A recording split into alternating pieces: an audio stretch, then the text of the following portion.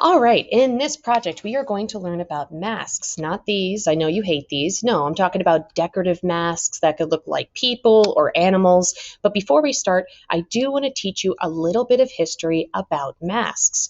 And I know what you're thinking, why can't we just make art? Well, first of all, it's important to learn about why certain things exist. Art is all about history. Also, I want you to have some good ideas because I don't want you to sit on your couch and go, I can't think of anything to draw. By the time this is over, you should be really excited and you'll have something to put onto that paper.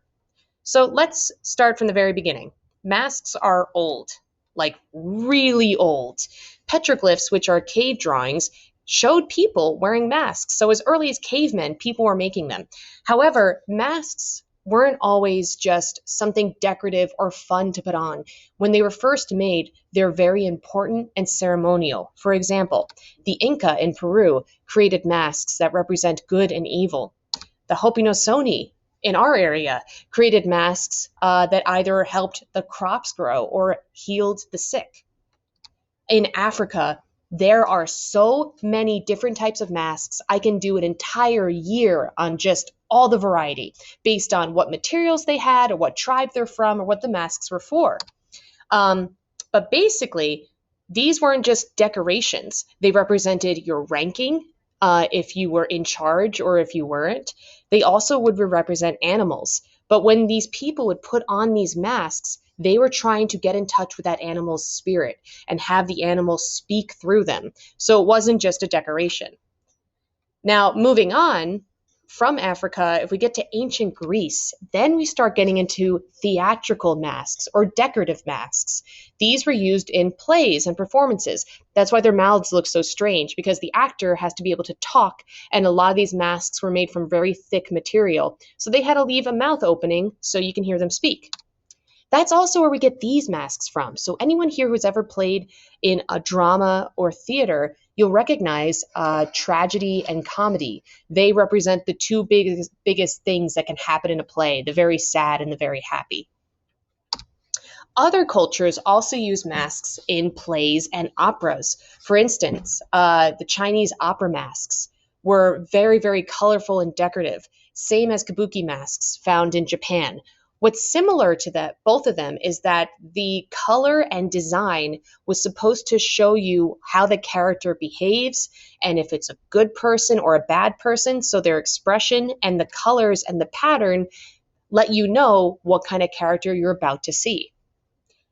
Jumping ahead to our more modern times, I like to think of luchadors as well. These are Mexican wrestlers, and they wear masks over their face. But what I love about this is that you get a sense of the type of wrestler you're going to see based on the mask itself, what colors they used and what kind of expression, kind of similar to these.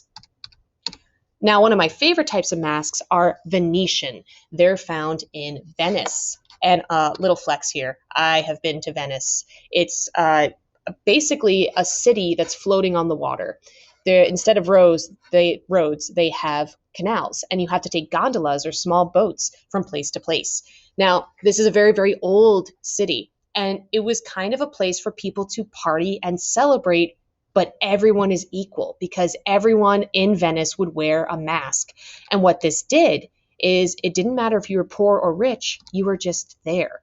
And the mask would hide your identity. So it was a really cool party area, and the masks were really beautiful. Now, let's get to our project. So, what am I going to ask you to do here? I am going to ask you to create a mask. That's your project. That's it. You might have a art folder that I gave you, and inside that folder should be some colorful paper, this template for a mask, maybe some other colorful decorative items. You can use anything in the folder to decorate your mask. Now, I know what's coming next. I don't have that. I don't have glue or scissors. I don't have anything to color that in with. Let's go over what the project is. The project is create a mask. So, let's say you have these issues. I don't have any paper. Then don't make it out of paper. Make it from something around your house or in your yard. I don't have glue or scissors.